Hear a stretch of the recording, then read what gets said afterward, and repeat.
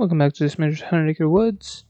Today I kind of have this video broken up into a couple parts. So these are a couple projects that we've done after work. So just kind of being able to use the sawmill, get some things done afterwards. So first up, we had a couple of the red oak pieces left over. So we quarter sawed most of that before. So we had two kind of 6x6s left that we wanted to quarter saw. So start by getting those finished up quarter sawing.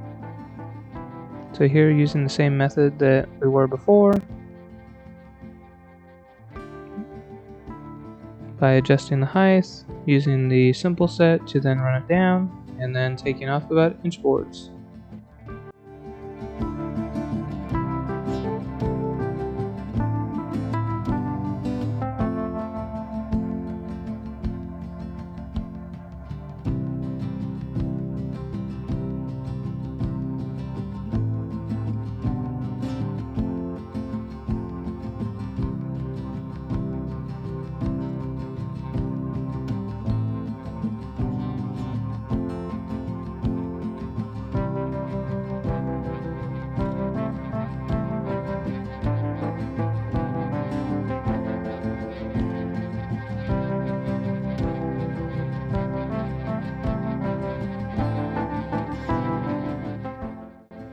So once we're done quarter sawing all of the red oak, remember we had one piece of poplar that needed to be trimmed, so it was a little thick. And it was actually just thick on the end, so we're able to kind of use the mill as a plane and just run through it slowly and make it 1 inch all the way across. So you notice there's just a little bit of waste at the two ends. And while we have this going, we go ahead and router and cut the boards to length so that in the top right you can see we still have a little bit of the wall to finish. This board will get that wall finished up so that everything's completely enclosed.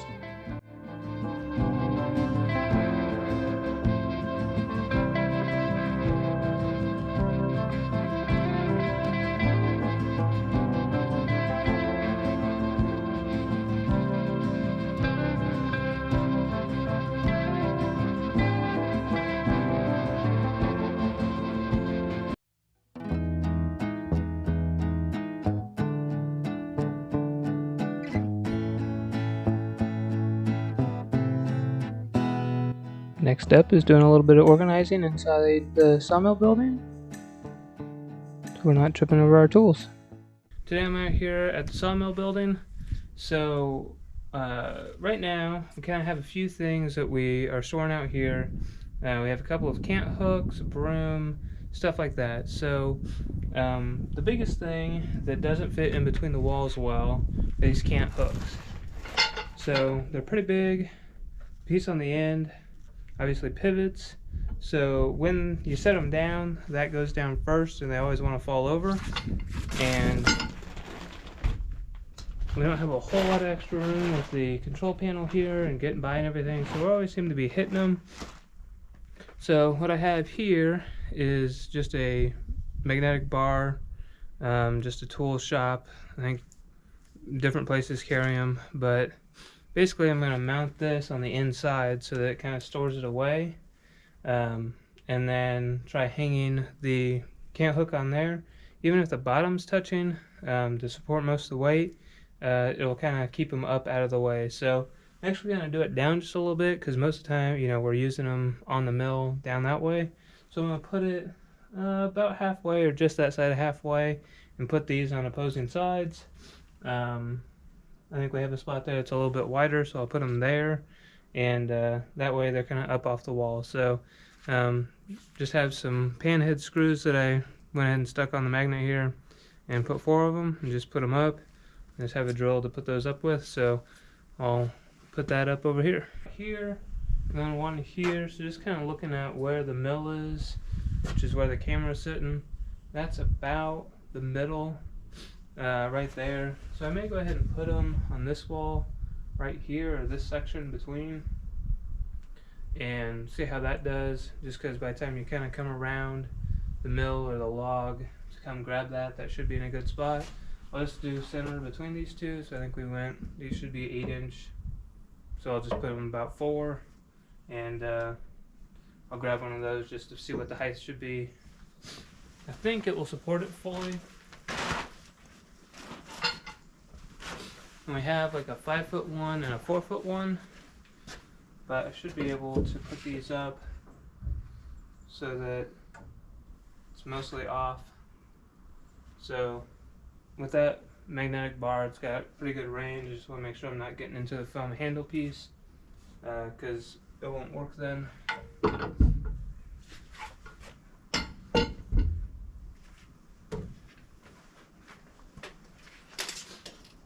Yeah, so we went like 7.5. So I'll just make a little mark. Again, don't have to be exact with it, just being close.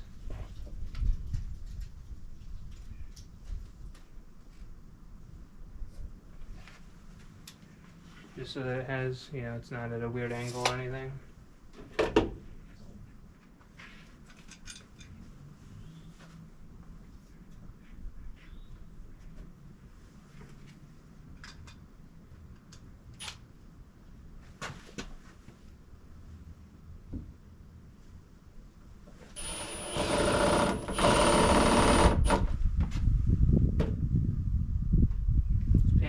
Nicely to make sure it didn't go through, and they're short enough that they don't stick out the other side.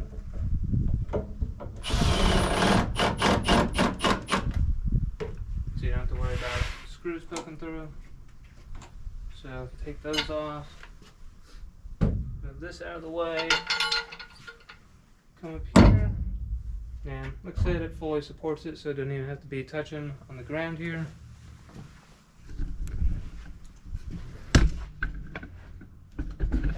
So you can see there how it's hanging off the wall, but this gets it up so like the hooks part's in, so you don't accidentally bump it when walking through here. And if you're really worried that it may fall, you could scooch, which it's got a pretty good hold of it, but you could scooch that down so that there's definitely no way it could fall, because this has pretty good hold of it. So I'm gonna go ahead and do the other one on the wall over here.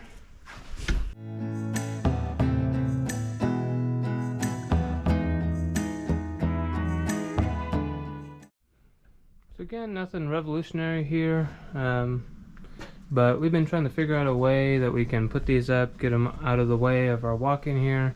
So still have the picaroon over there, which it has a metal handle on it, so I may be able to get a smaller magnet and put it up on the wall here as well, just so that we can easily get to it, because it is nice.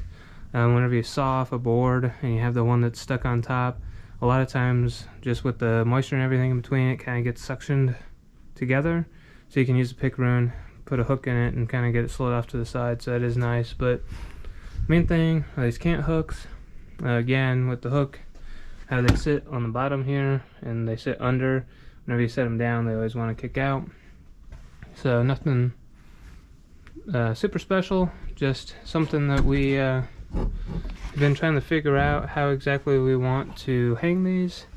We've been thinking, like, if you see the different things like that hang rakes or shovels, that kind of use the friction of the down, so it's kind of a U or S shape where you put the handle through, and then whenever it hangs down, it pulls on it, and kind of friction causes it to, you know, stay. Well, these handles are so big, they're like 1.5 inches or so, that, you know, this would never fit through like a normal shovel handle would, like over here. So kind of seeing what the difference is there of that size. So anyway, so these magnets work really well. They're fairly strong. Like I said, I think we got these at Menards, but they're just tool shop brand, and I think, you know, all kinds of different places have them. So really good solution. They seem pretty strong for holding those up, and like I said, I can get this down on the ground. I probably will before I leave it, just so that it can't fall, but basically it just keeps it from falling over. So hopefully this gives someone else an idea. If you have something like this, been looking for a solution to hang stuff, magnets are a good tool. We had looked at getting the aluminum versions just so they weren't heavy. Obviously this wouldn't work for those, so just keep that in mind when looking at them. Okay, here's another pretty common after work project. So just getting some firewood split up. So with selling bag firewood, always trying to stay ahead on keeping firewood in stock and drying. So here's just getting some of that split on our homemade splitter and getting it stacked in the tote behind me so that it can get to drying.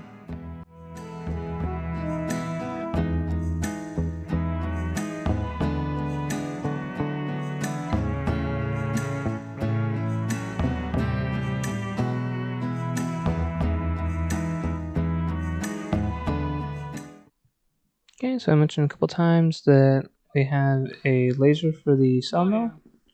So here we're just kind of testing it out, seeing how bright it is. The image you're seeing here has kind of been, the light's been picked up, so it was much darker out. But here we're just trying to kind of figure out where exactly we're going to mount it and how the mount's going to work and how we can attach it to the sawmill. So this is just kind of the first look at it and getting it turned on. You can see in the background there, it's a green laser, and I can put more details to it, but I'll have subsequent videos kind of going into more on this. Here's kind of what it actually looked like, and then I go ahead and kind of pick up the light just so you can see a little bit better. But it is a pretty wide angle laser, so I'm just kind of trying to look at it and see what's going to work best to make it mount so that it's not in the way, but yet will be effective for what we need in getting it lined up with the blade. Yeah, we don't typically get this much snow, but we kind of had a quick snowstorm here. It's dumping 3 to 6 inches. So around here it's quite a bit with all the hills and everything. So Dad got stuck, had to get the auto out with some sawdust. We'll throw that on the tires, get him going. Several people stuck on the hill, so we're going to push some snow off with the 62, just with the bucket, and I'm just going to follow in the otter so that if he has any issues, I can assist. So here I hopped in the otter and picking up some tools and running down to help Dad up the hill. Got him up the hill, and then you can see that he took the M62 and started plowing. Coming up. So he's headed down that direction. We also have a curve kind of here behind me, so I'm kind of sitting at the top of the hill with the curve so someone doesn't come flying down the hill faster than they should and kind of get him in a pinch where they come up on him pushing snow. So I kind of park here just to get people slowed down, and right now you don't have to worry about people coming up too much, but I'll probably get at the bottom of the hill and do the same thing, just so you don't have someone who thinks they're going to just gun it up the hill and come up on the machine going slow, and then, you know, either run into them or, you know, they kind of go off from trying to avoid. So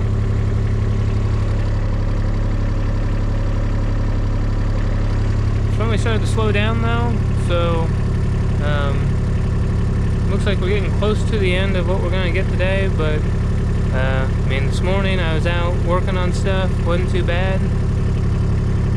No snow on the ground, and then within a couple of hours we had, I don't know, probably about 4 inches, so came down pretty quick this time. This is one of those instances where you just never know what you're going to do in the evening. So got home from work and got all the snow and had people getting stuck on the hill, so went ahead and got the tractor going, started plowing, and just kind of used the otter as a little bit of a block, and also just to be able to check and make sure that it didn't need anything. So those are just a few examples of different projects that we end up doing in the evenings after work. These are all during the winter, so we end up losing light pretty quick, but as we get into the summer, end up doing stuff a little bit later, but just kind of some examples and some of the things we get up to in our spare time. So thank you for watching. Hit that thumbs up button, subscribe, and we'll catch you next time.